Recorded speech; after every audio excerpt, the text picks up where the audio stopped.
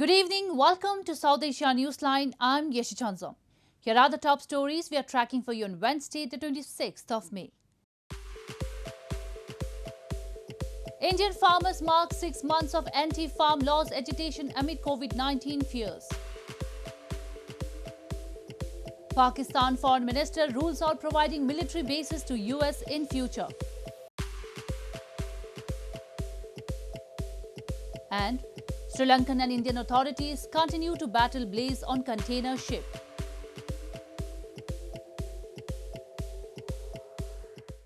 And now for all the details. Indian farmers protesting against the 3 new farm laws on Wednesday observed a nationwide Black Day by hoisting black flags amid fears of coronavirus spread as the country battles a deadly second wave. The day coincided with the completion of 6 months of the agitation around capital New Delhi's borders.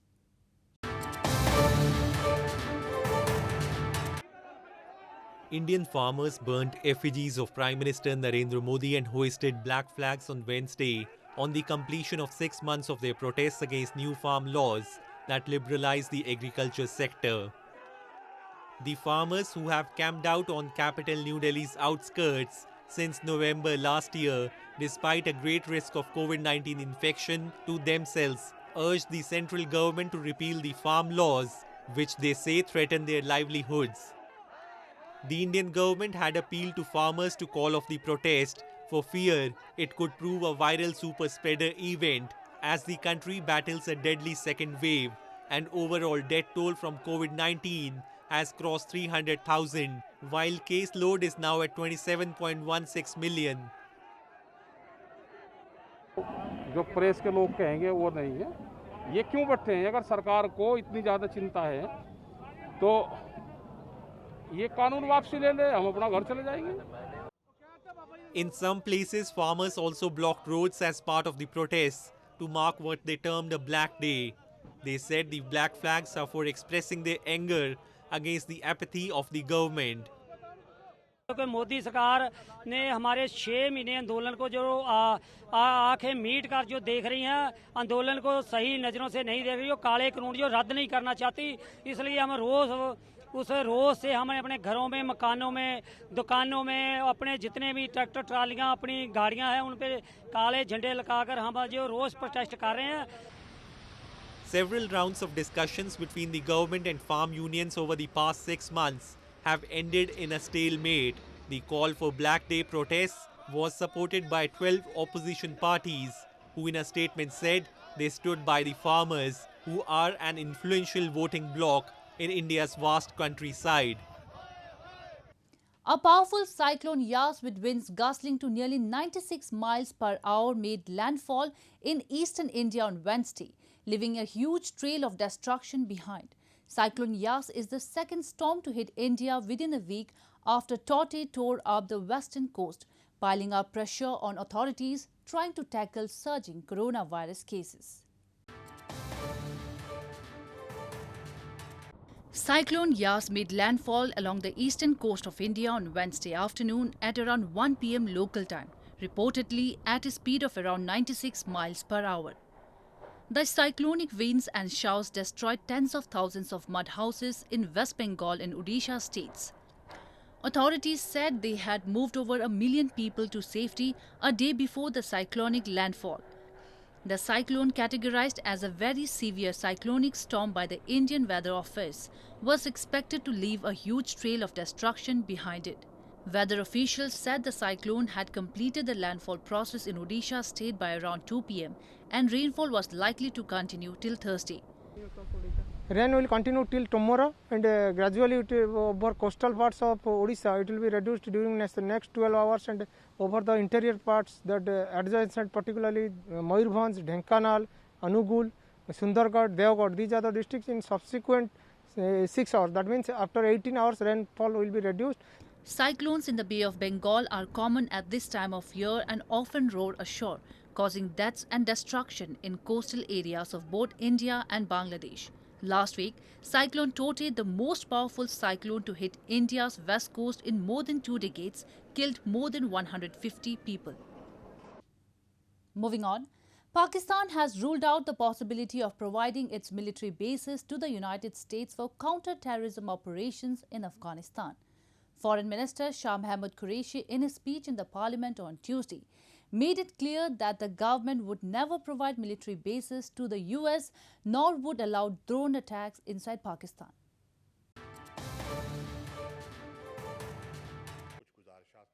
Pakistan's Foreign Minister Shah Mahmood Qureshi on Tuesday said in the Senate that Islamabad would not provide its military bases to the United States for future counter-terrorism operations in Afghanistan and also not allow drone attacks inside Pakistan. Speaking about recent reports doing the rounds on media after a US official's comment, Qureshi said Pakistan, under the leadership of Prime Minister Imran Khan, would never provide its bases to the United States. His remarks also came after a Pentagon official said Pakistan had allowed the US military to use its airspace and given it ground access so that it could support its presence in Afghanistan. Foreign Minister Qureshi also responding to the concern of a lawmaker that if civil war broke out in Afghanistan after US pullout, it would have implications for Pakistan, said the country favored a responsible, orderly withdrawal. What we were fearing and what we still fear, we are concerned that a vacuum, if created in Afghanistan, can drag or suck the country back into the decade of the 90s. And there could be anarchy there. There could be civil war, God forbid, God forbid. Qureshi contended that as the US planned to withdraw its remaining troops from Afghanistan by September 11, Pakistan would continue playing its role for advancement of the peace process in that country. In news from Afghanistan, the third wave of coronavirus in Afghanistan is likely to peak in the next 10 days. The Afghan Health Ministry has warned amid a crumbling health infrastructure. Afghanistan has so far reported over 67,740 confirmed cases of coronavirus and more than 2,850 deaths.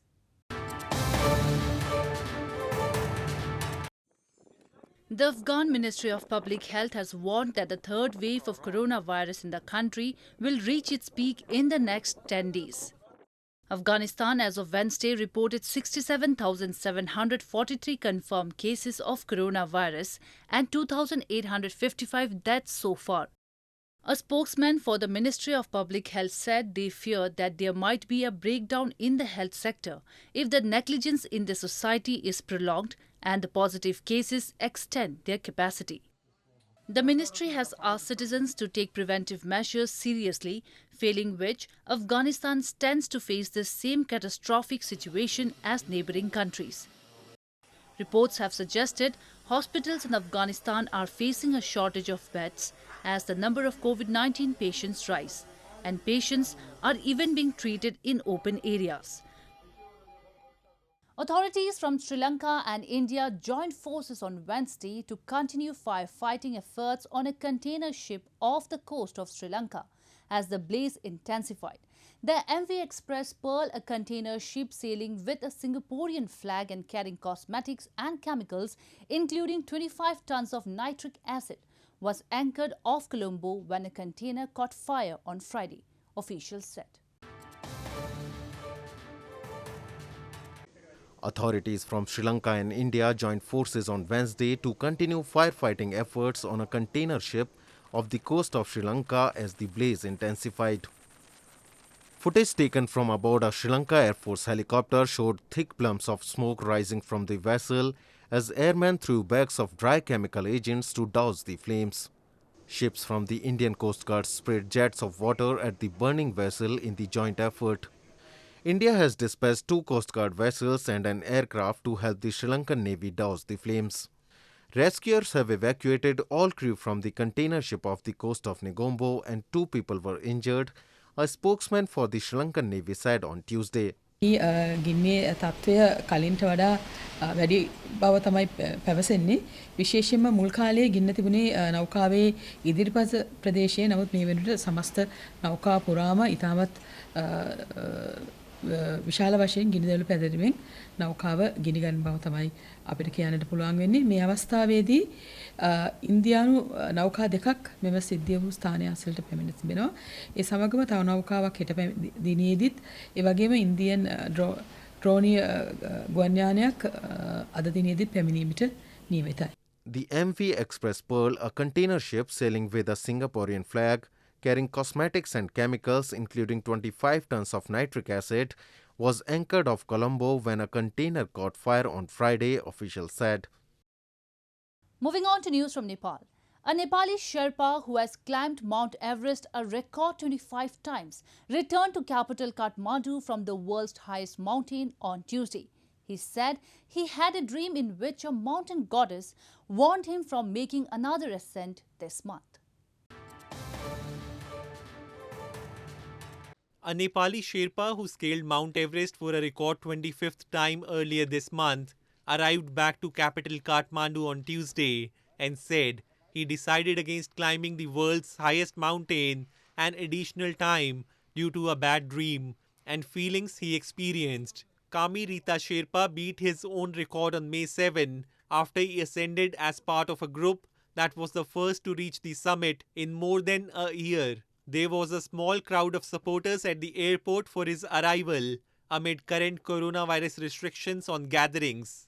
Kami, who goes by his first name, scaled the nearly 8,848-meter mountain via the traditional Southeast Ridge route with 11 other Sherpa climbers. His most recent climb beat his own record of 24 ascents set in 2019.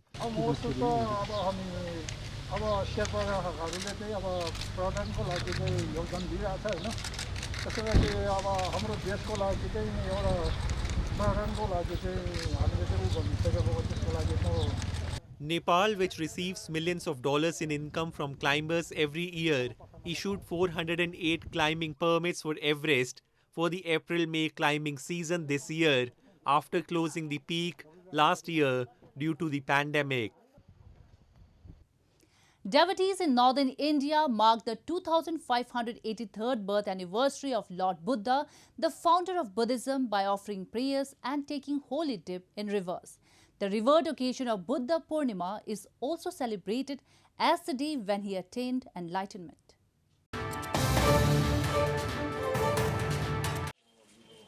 India's Buddhist and Hindu devotees prayed and took holy dip in rivers on the revered occasion of Buddha Purnima, or the birth anniversary of Lord Gautam Buddha, on Wednesday. Amid the threat of coronavirus, the festival was marked on a somber note worldwide, including at Mahabodhi Temple in Bodh Gaya town in eastern Bihar state, where Buddha is said to have gained enlightenment some 2,500 years ago. Buddha Purnima, or Vesak, a festival that commemorates the birth, enlightenment and death of the Buddha, is celebrated on a full moon day in May, with the festivities extending for at least a week. पहले करीबन 2.5-3 लाख आदमी इस समारोह में शामिल होता था, खास करके महाराष्ट्र, उत्तर प्रदेश, दिल्ली, अरुणाचल प्रदेश और विश्व के भी सभी Vietnam, Thailand, Cambodia, Burma, Sri Lanka, ये सभी कंट्रियों के लोग शामिल होते थे। लेकिन इस साल ये शामिल नहीं हो पा रहे हैं। उनको यहाँ से उनको लाइव प्रसारण दिखाने का कार्यक्रम किया गया है। वो अपने देश में बैठकर और सकुशल ये भगवान बुद्ध का दर्शन करेंगे। Meanwhile, in northern Prayagraj, Hindu devotees gathered at the banks of river Ganga and took a holy dip on the auspicious occasion. पूर्णिमा नहाने से आपके पितृ वगैरह जो होते हैं सब वो मतलब स्वर्ग की प्राप्ति उनको होती है। उसके बाद और बहुत सारे मतलब दान पुण्य यहाँ होता है। दान पुण्य करने से आपके मतलब पुनर्जन्म के जो कष्ट होते हैं सब दूर हो जाते हैं और परिवार भरा पूरा रहता है। This year will mark the 2583rd birth anniversary of Lord Buddha. Well, that's all we have for you from South Asia this evening. Now, viewers can watch the show on SouthAsiaNewsline.com. You can also visit us on Facebook.com/AsAsiaNewsline and follow us on Twitter @AsAsiaNewsline. That's all in tonight's edition. We will see you same time tomorrow. Good night.